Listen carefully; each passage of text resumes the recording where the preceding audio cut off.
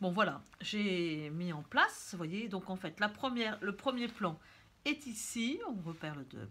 Le second plan est ici et le troisième plan est là-bas. Donc en fait, on va travailler plan par plan en jouant sur ces rythmes clair, foncé, clair, foncé, clair, foncé, etc. Bon, alors j'ai commencé déjà à l'aquarelle. Pour faire les architectures, on commence par le côté le plus clair. Donc j'ai commencé tout simplement avec de l'ocre jaune. Dans l'architecture, en fait, l'ocre jaune est assez avantageuse avec beaucoup d'eau, parce que si on prend un jaune trop vif, c'est évident que ça va être trop acide. Donc voilà, ici j'ai passé juste de l'ocre jaune pour le premier plan, dans lequel j'ai euh, fait fondre un petit peu d'oranger en fait, tout simplement pour le chauffer, pour lui montrer que c'est au premier plan. En couleur, il y a un truc important, c'est que les couleurs chaudes viennent plutôt devant, alors que les couleurs froides partent en arrière. Donc on va essayer de jouer avec là-dessus.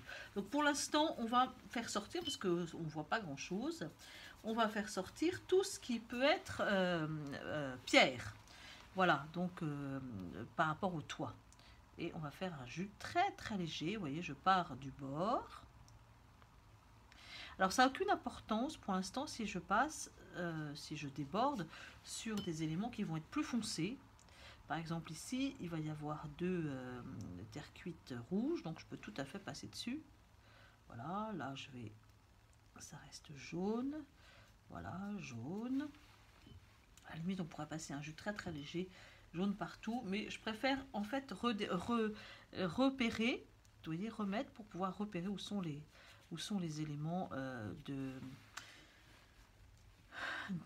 d'enduit par rapport au toit. Alors ici c'est une zone très sombre, mais c'est pas grave, je mets du jaune puisque c'est un immeuble en plâtre ou en... Voilà, tout ça c'est jaune, hop, ça c'est jaune.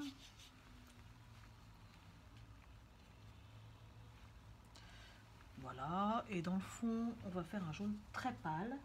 Alors, attendez, je pense que je vais prendre un pinceau un petit peu plus grand pour pouvoir passer là, tout jaune. Et je vais garder quelques éléments blancs, sachant que le blanc, figurez-vous, est une couleur froide. Donc je vais laisser peut-être cette zone-là blanche. Voilà, hop, ici c'est... Ah bah je vais dire que j'ai laissé blanc. Bon voilà, j'ai passé dessus, c'est pas grave.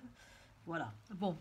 Maintenant, on va placer, c'est un peu plus fin, je vais prendre un plus petit pinceau, on va essayer de faire un gris pour les toits. C'est un gris, alors pour faire du gris, intéressant, du bleu outre-mer, du brun et beaucoup d'eau. Alors du blanc quand c'est la peinture à l'huile, mais ce qui n'est pas le cas pour l'instant. Du brun. Et voilà, j'ai mon gris, donc je vais commencer à faire passer mon gris. Alors, je regarde s'il y a du blanc à garder. Non. Je me posais la question si je vais garder un petit blanc sur le bord. Pour l'instant, je vais passer tout gris pour pouvoir repérer. Un gris avec beaucoup d'eau. C'est la première couche, donc je fais assez léger.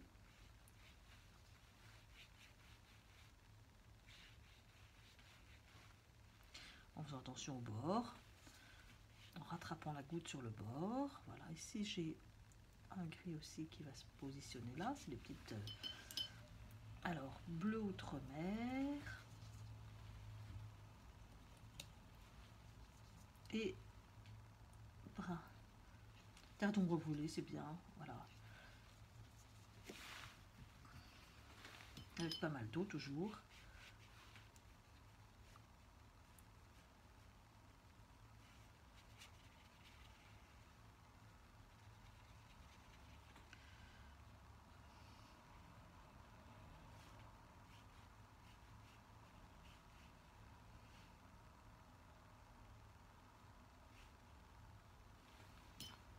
Voilà. Alors, tiens, là, le pignon de la maison, on va faire bleu aussi pour l'instant. Alors, ce qui est intéressant, c'est qu'il y a le jaune en dessous. Donc, ça va être un bleu, vous voyez, qui va être... Alors là, j'ai rattrapé un peu parce que j'ai dépassé. Ça va être un bleu qui va laisser laisser entrevoir le jaune qui est en dessous. Voilà, alors premier plan, ça c'est un peu intéressant. On va prendre un pinceau un peu plus mouilleur. On va encore prendre du bleu avec de la terre d'ombre pour faire ce gris. Et on va foncer le premier plan.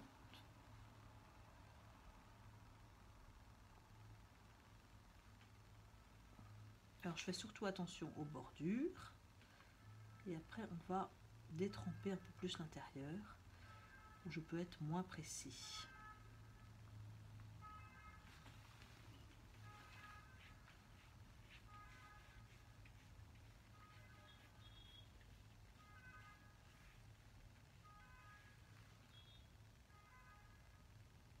Je fais attention, je précise un peu sur le bord ici.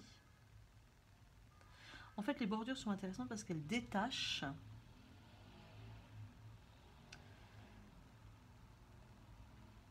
un élément foncé d'un autre élément. Voilà. Hop.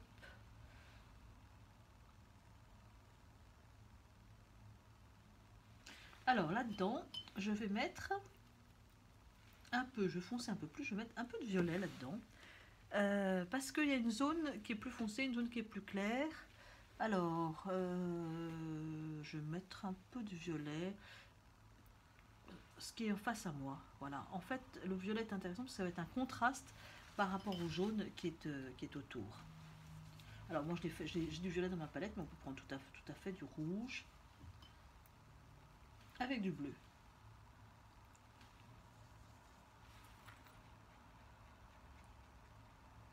Et je laisse travailler. Vous voyez, là, c'est frais. Je laisse travailler.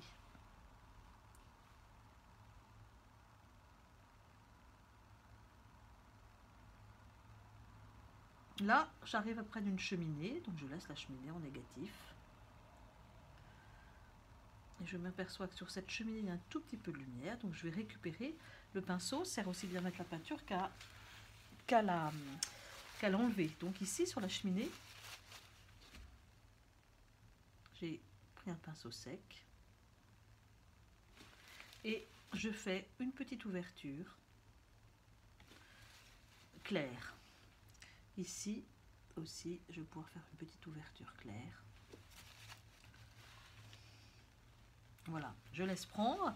Et pendant que ça prend tranquillement, je rattrape la goutte. Vous voyez que mon support, là j'ai mis une planche pour que ça descende vers le bas, que ça reste pas, pour ne pas faire de flaques.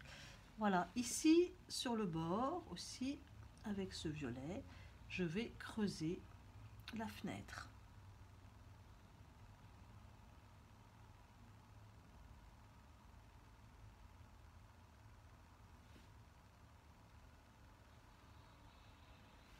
Ici, celle-ci aussi, sur le côté, un angle sur le côté opposé au soleil. Voilà, vous voyez, on creuse un peu. Ici, celle-là, c'est la même chose. Voilà. Alors, continuons notre petit bonhomme de chemin. Donc, ça commence à prendre, vous voyez, ici, sous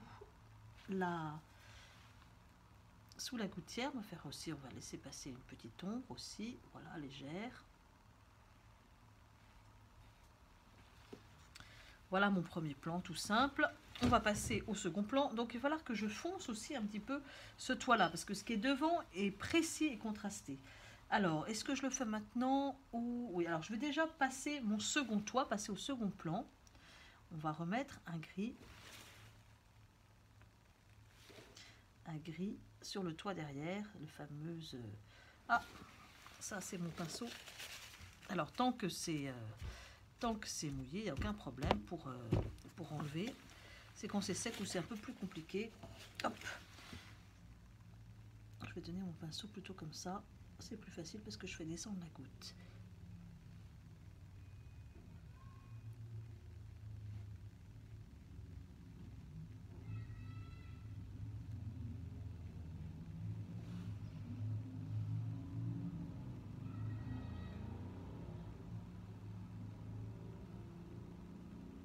Là, je tiens bien mon pinceau comme ça, parce que comme ça, je peux faire des choses assez fines.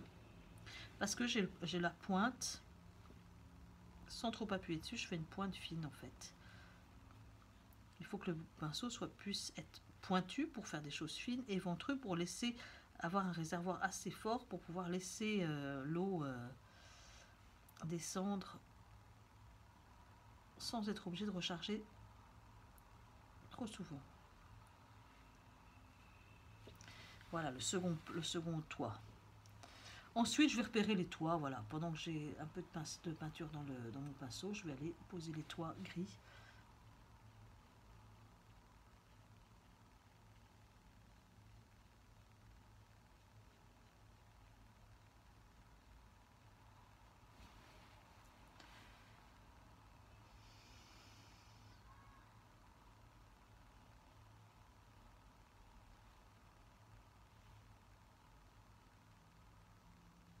Un peu partout, là où je sais qu'il y en a.